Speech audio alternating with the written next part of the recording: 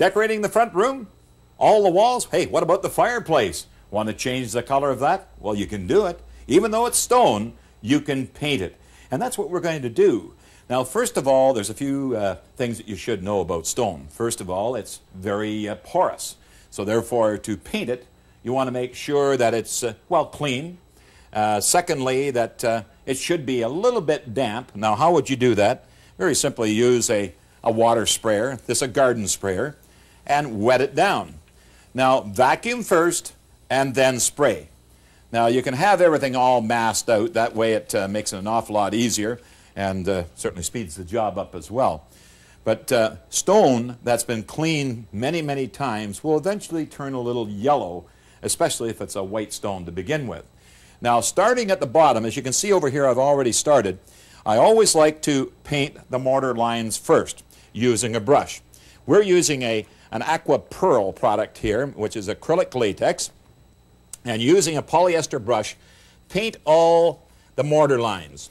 Now, painting the mortar lines after you've dampened the surface, because the damp surface won't absorb the paint as quickly if you left it dry. That way you get much better coverage, and it will cover much easier with the brush.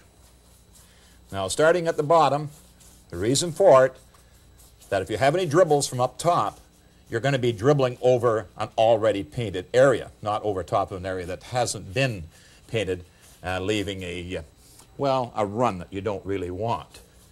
Now, always keep spraying the wall 2 or 3 feet ahead of yourself. That's 2 or 3 feet up the wall. That way it keeps it nice and moist for to continue the painting of the mortar lines. Spraying makes it much easier than applying it with a sponge because you don't make any mess. You just get the amount of water that you want on the wall without getting it all over your drop sheets.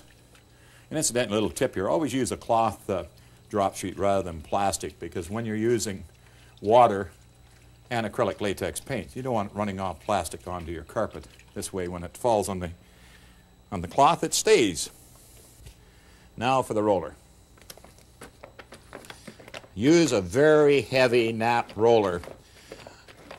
Normally at the building supply store, they'll sell this roller for applying paint to stucco walls because of the porosity of the stucco. And you want to be able to get down into all the little crevices of the stone, putting a nice coat. And this particular Aquafresh product has got just a little bit of a sheen that will give a beautiful texture on the wall when complete.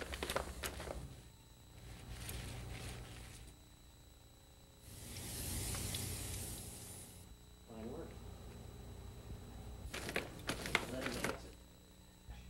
2 hours later, look what we got, a beautiful finished stone fireplace, yes, painted.